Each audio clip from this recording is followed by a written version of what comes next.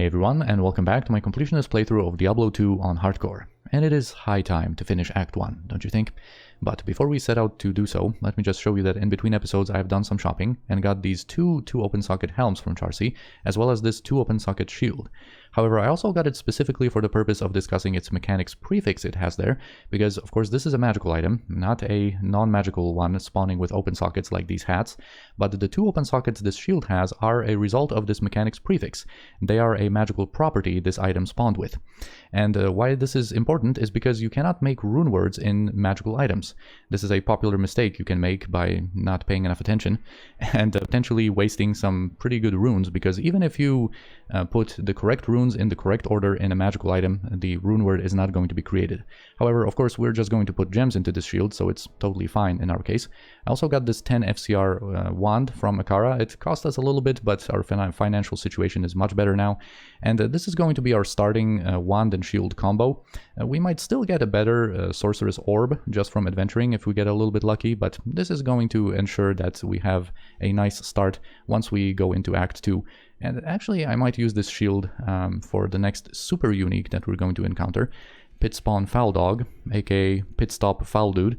But anyway, we also need to pick up some mana potions, and now that we have a 3-row belt, I can showcase a quick technique to get a full inventory worth of potions, because of course if we unequip a belt, all of the extra rows it provides of potions are going to land in our inventory. And then of course with shift click we can fill out our belt fully with a type of potion. So if we just pick up this belt like this and re-equip it, you know, these potions we had there on these extra rows landed in our inventory, and now we can just quickly refill the whole belt like this, unequip it, refill again, and now we have, you know, the full belt and almost full inventory worth of potions in just a few seconds. Anyway, let us go back to the jail and continue exploring.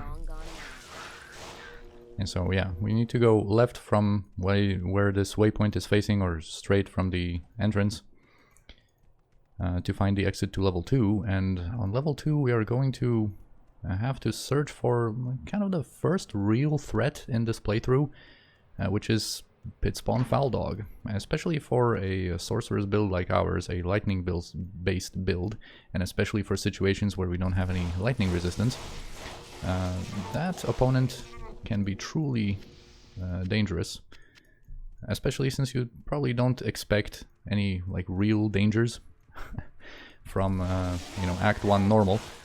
But he can be surprisingly tough, because not only does he have a nasty power combo, he is always cold enchanted and cursed, but he is also a dangerous base monster. He is one of those tainted guys that not only deal a lot of damage, but is also resistant to lightning attacks. They are 60% resistant on normal, and later on go on to become immune to lightning on hell. And of course we already see the exit down there, but let's see if we're going to be able to find our pit stop foul dude here. Yeah, multi-shot archers, never a pleasant experience.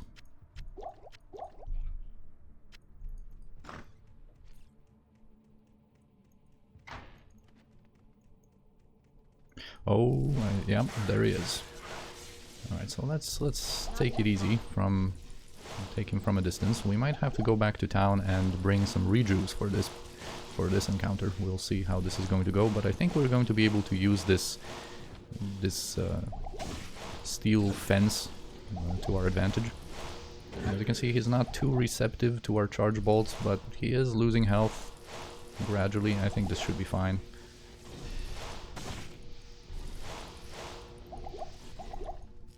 Alright, and we're done with him. That's very nice. Let's just reassign our potions a little bit. I can't carry anymore. And see if there are any leftover minions of his. I'm not too eager to fight, but you know, they are still worth 500% experience, and you know, they shouldn't be that dangerous. Yeah. Just one more guy. Okay, so we already know where the exit lies, so let's just head on over straight there. Although I wouldn't mind getting a little bit of experience here and there, because I would like to ideally have level 3 static field when we get to Andariel, and I'm not sure if we're going to be able to get 2 more levels. I think I should have put points into static 1 level earlier, just to have that level 3 static ready once we reach Andariel. It's just nice for, you know, having that increased range. Right, here on level 3 we actually need to go left from how this tile is facing, so somewhere to the top right is going to be the exit to the inner cloister. We're finally going to be out of this jail. And also, you know, once I kind of become less rusty with this game and kind of more used to just doing what I should be doing, I should get better with reapplying frozen armor a little bit more frequently.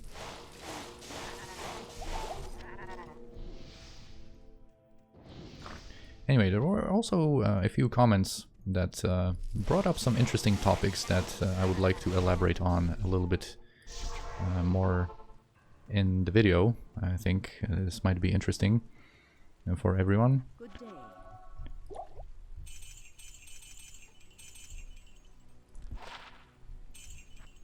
But yeah, one of them concerned my lack of regard for defense.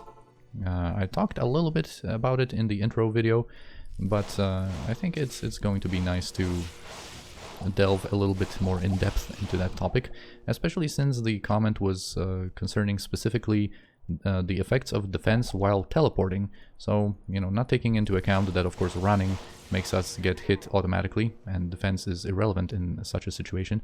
I think this is going to be a dead end. Yeah, am I just getting bamboozled by this map? Bamboozled, dude. Anyway, but even in the case of just teleporting, so defense, you know, actually taking effect and the chance to hit formula, I don't think it's worth it to focus on defense on a class like the Sorceress. We're just not going to be able to stack it high enough for it to really make a difference, especially on Hell, which is, you know, when it matters. Because the attack rating of most monsters on Hell is just going to be high enough so that, you know, unless you really stack defense, and on some classes, you know, it is way more realistic than others, it's just not going to bring us enough of a bang for our buck, I guess. And, you know, you can go for strats like stacking or pumping up Shiver armor and using a Defiance Mercenary, but this is only going to be a difference of a few percentage points when it comes to that chance to hit formula on Hell, and it's just not worth it to focus on defense like that, because, of course, you know, stacking... Whoa, Fanaticism Archers, huh? I think I'm just going to leave you be, although you are kind of in the way. So let's just take them safely from a distance. But yeah, of course, stacking defense involves sacrificing a lot of other good stats for relatively minor results.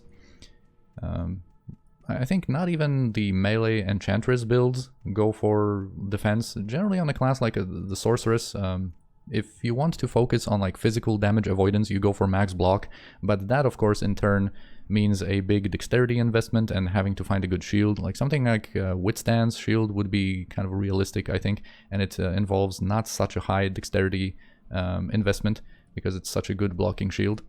But you know, Storm Shield is very nice for that purpose, but not very realistic in a run like ours because it's a little bit more on the rare side. So yeah, it's just not worth it when it comes to the relation of what we would have to sacrifice. You know, it's way better in my opinion to focus on having more FCR, FHR, and just raw life, so that once you're teleporting and get hit by some unfortunate swing here and there, you are going to have, you know, fast enough hit frames and cast frames to get that next teleport casted before anything nasty happens. And of course in some situations it is still going to come down to our reflexes and being able to just save and quit quickly enough before we get destroyed in a stun lock. Sometimes it comes down to that. Yeah, let's get a little bit more potions before we proceed, and I just kind of wanted to to finish my train of thought, because here in the Inner Cloister, in the base game, there used to be a super unique called Flamespike the Crawler, a porcupine dude, but he was removed in Lord of Destruction. I think supposedly he was too close to the waypoint and sometimes killed players when they were loading into the zone.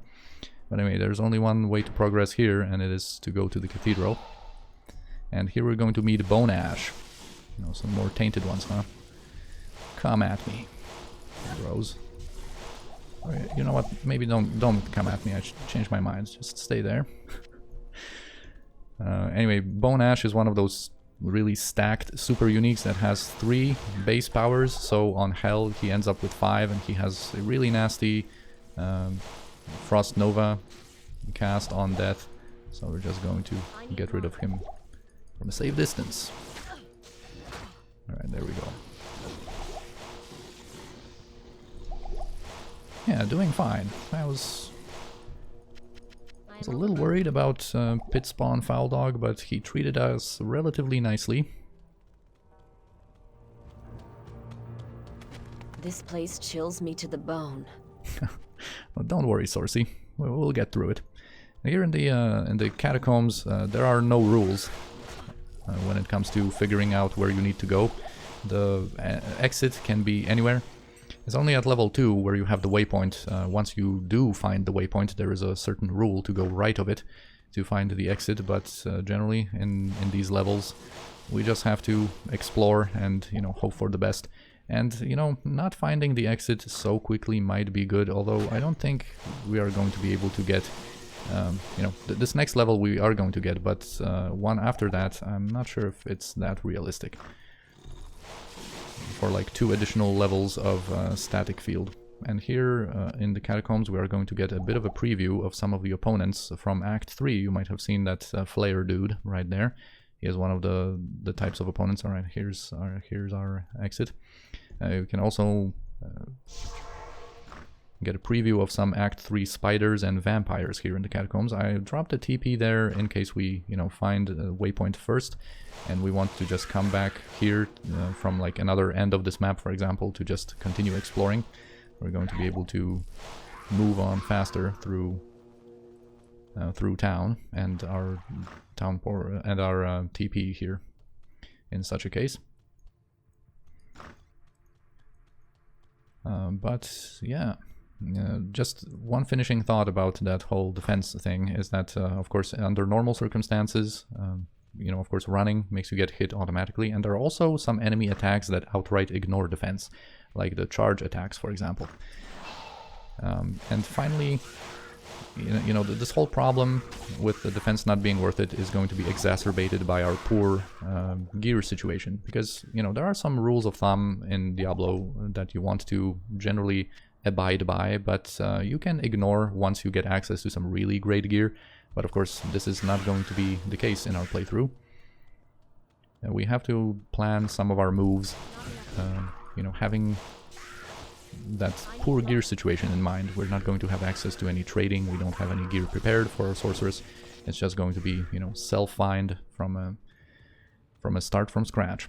Alright, so here's our level up. We are going to get another point into static, but yeah, having level 3 of that would have been nice, but I'm not sure how realistic this looks right now. Well, not very realistic unless we get really stuck in these levels. And be able to get a lot of experience that way.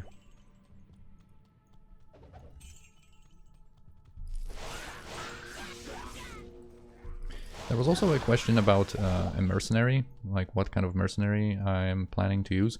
Right, here's our exit. That means that the waypoint needs to be to the left of that tile, so somewhere to the top left we need to go to find it.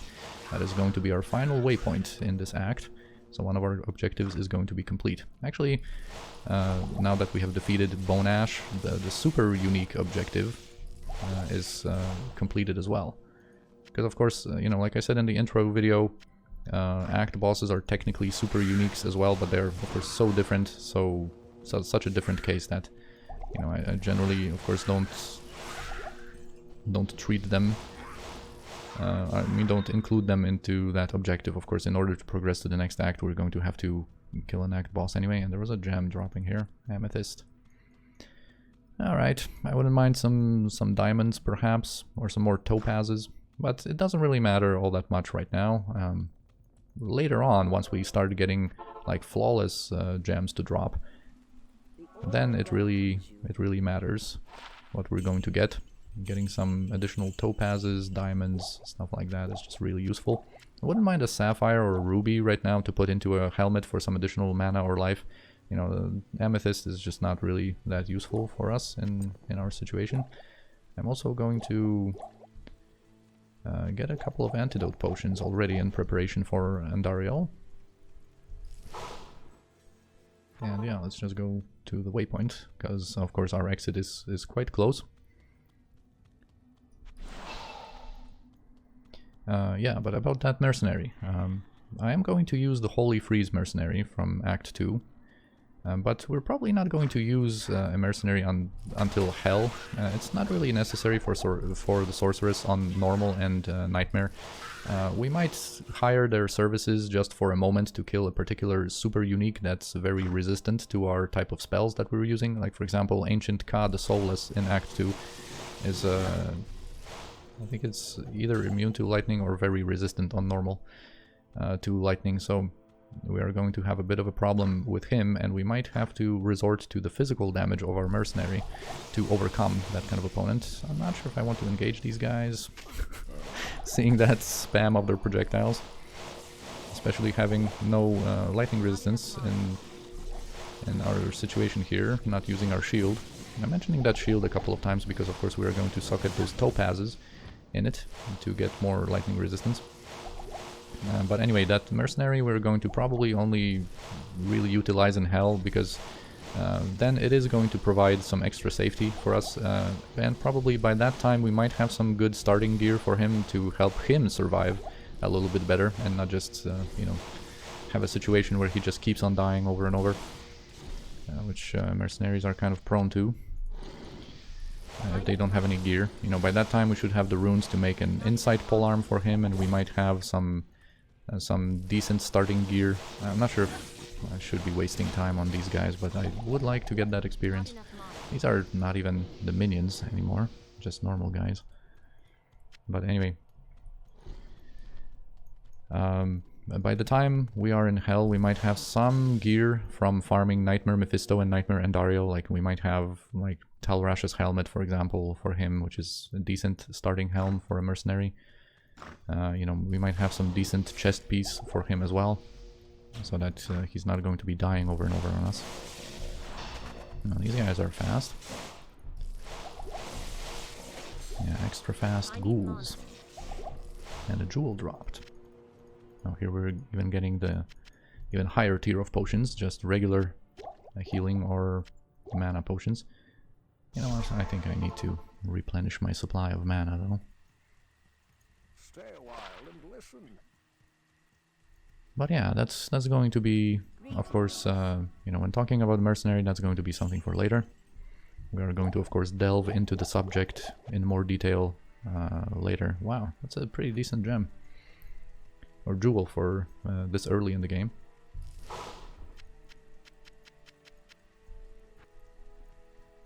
Alright, and let's keep on going.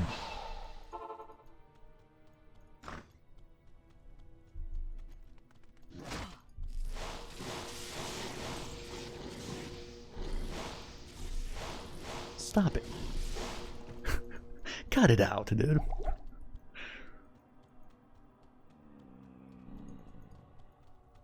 Yeah, just normal guys. Even if we got a couple of groups, I don't think it would be that realistic to get to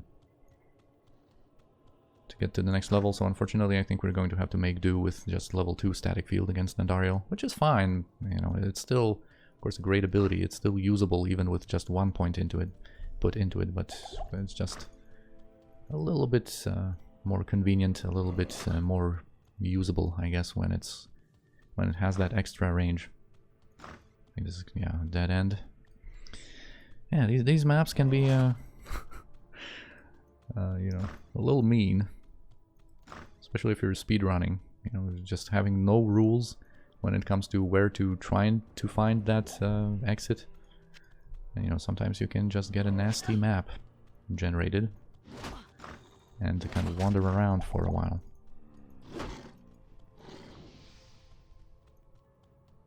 Also, I am going to switch to throwing here on my left click. And basically, of course you can't throw a melee weapon like a staff, but what this is going to do is ensure that we are just going to move to the location we want to move with left click, even if we accidentally click on a monster. The Sorceress is just going to say like impossible or can't do that, but it's still going to move to the location of that monster, but not engage in that lengthy attack animation that could lead us into some problems. And that's also because that's also why I use that no pickup command automatically in the game, not to accidentally like pick up an item from the ground, but if I left click, I want to move there. I want to make sure that our Sorceress kind of, you know, moves to that location and doesn't do anything else that could... I can't. Yeah, no, she said I can't, because I misclicked on that gargoyle trap. But yeah, of course we want her to just move where we left click instead of getting into trouble with like being locked into that lengthy, you know, slow attack animation, for example. Wow, we're really getting a lot of these tainted guys as our special groups. Just kind of a, you know, double-edged sword. I'm happy for a special group, but does it have to be these guys? And he has multiple shots as well. I'm also going to be glad to progress into Act 2 to have access to better mana potions that don't refill our mana supply that slowly.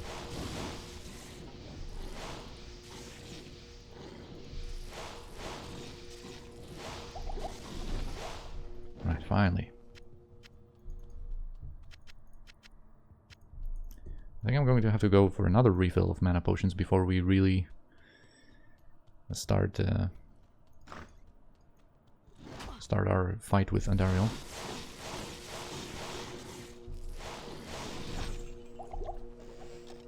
Yeah, this is probably going to be, well, obviously it's going to be the last location we find. It's always going to be, because once we find the exit we are going to take it, but really we had to explore like the whole map to find it. There it is.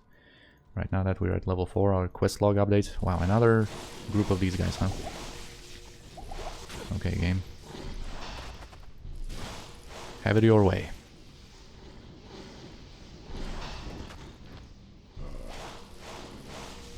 Don't appreciate being slowed like that when fighting such a group. Alright, there we go. At least their boss is down.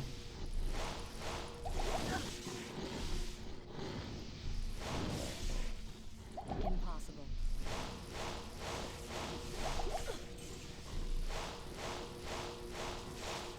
Right, leave me alone, finally.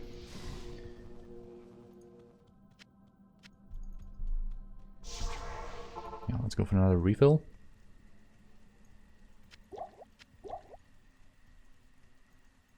Yes?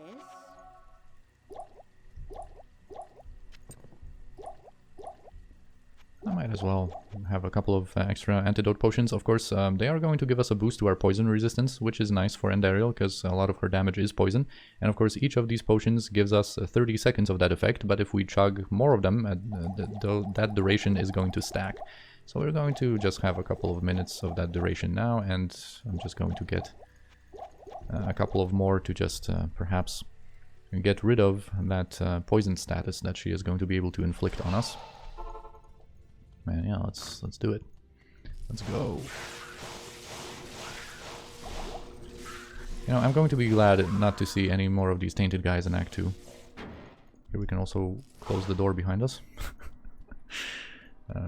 Shut the door on him, on those guys. Anyway, I'm just going to play it a little safe and clear out this area from these shamans before we really activate Andariel by going closer to where she is. Alright, just start your resurrecting shenanigans and let's do it. Don't you want to say anything, Andariel? I wanted to kind of... Alright, finally.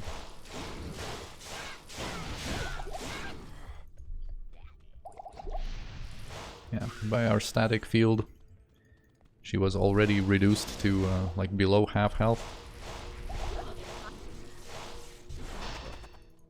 Oh, I'm closer. Alright, now I think this is going to just be a matter of some charge balls.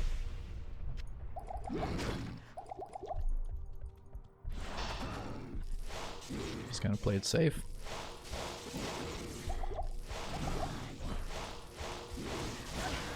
And there we go. It's a cool death animation.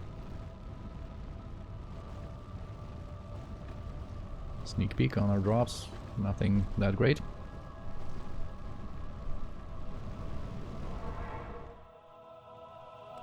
The evil queen has fallen. Yep. Alright, also, there's actually going to be quite a few things to say here. We got a sapphire, which is nice, and a chipped diamond, which is also nice. I can't carry anymore.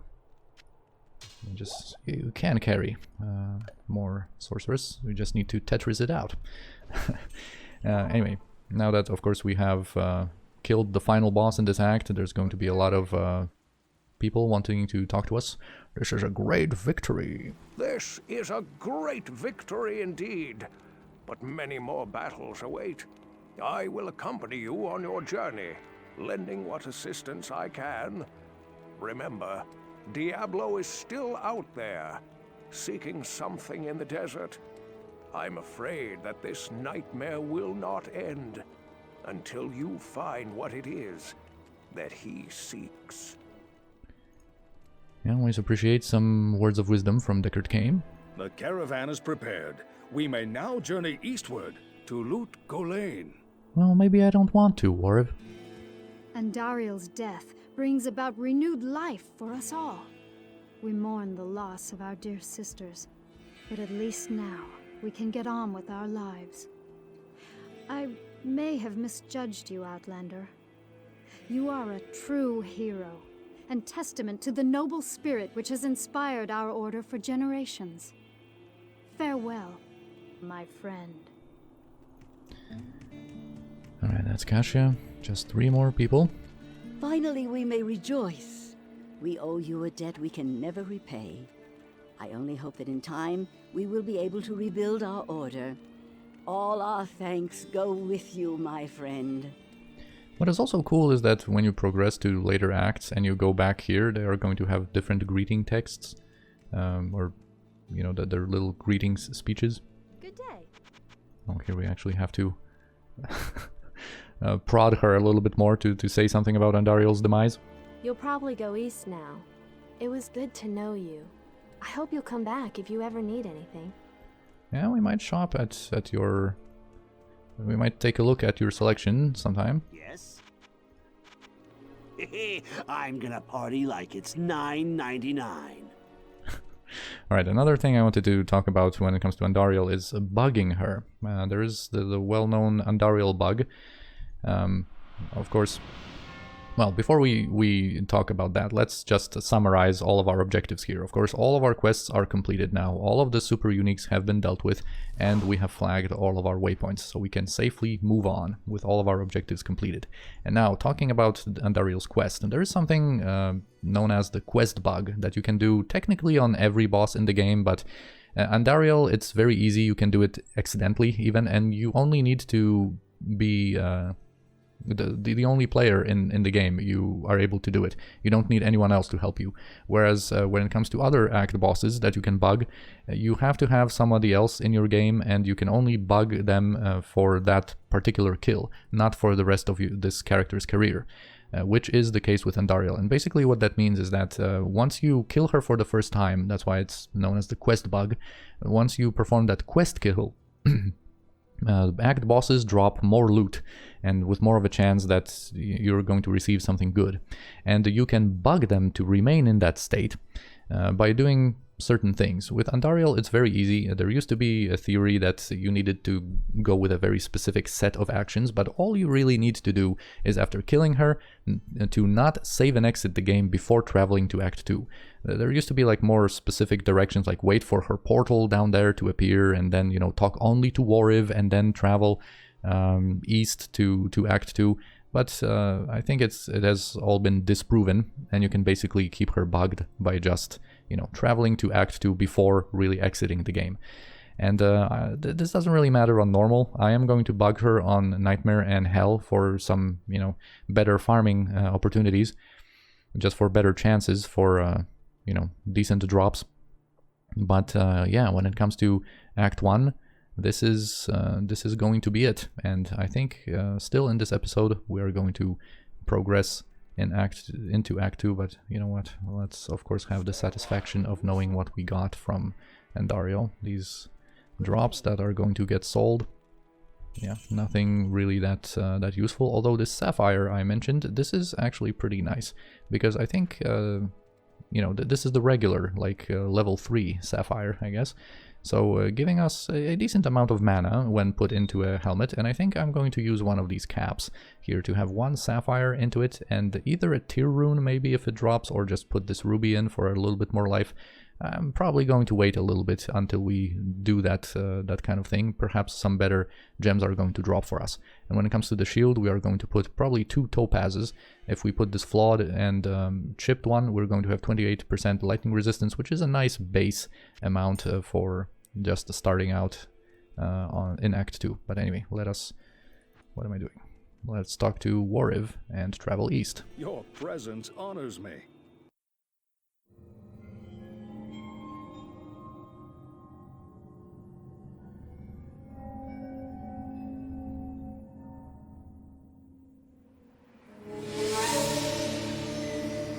We traveled east, over the mountains and into the vast deserts of broken lands. As the days passed, my companion told me of himself, that he had once been a great warrior, and that a dark and secret burden now weighed heavily upon him. We traveled for an eternity across that arid wasteland. How long? I couldn't say. And always, a dark cloud seemed to follow us just over the horizon. Finally, the journey ended. We climbed the last bridge. There below us lay our destination. The shining jewel, Loot Lane, with a great sea beyond. We made camp there last night. Perhaps it was the warm desert wind or the sound of the ocean, but for the first time in many weeks, I slept. However, the dreams returned, but these were clearly not my own. I beheld a vision of a great man, the mage, Talrasha. You were there too, Tyrael. I remember seeing you in my dream. His brethren had cornered a great demon, Baal, Lord of Destruction, who had been set loose upon the world. They attempted to imprison the demon within a sacred stone. Yet when their attempts failed, Talrasha selflessly volunteered to contain the demon within himself, completing the prison. He instructed his brethren to bind him within a tomb, buried under the sand, there to wrestle with the demon for all eternity.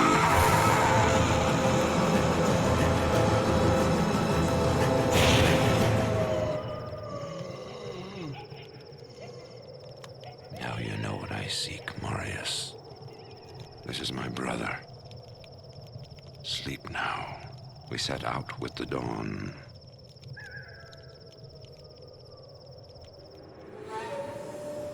The next morning, we walked over the hill toward Loot Lane.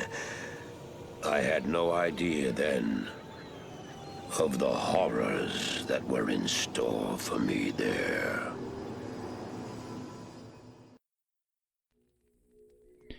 Alright, so we got this nice introduction to Act 2, a little bit more of the story, and a lot about the Tomb of Talrasha that is going to be the focal point of our adventures in Act 2. But all of that is going to come in the next episode. For now, I thank you for watching, I hope you enjoyed this one, and I'll see you next time.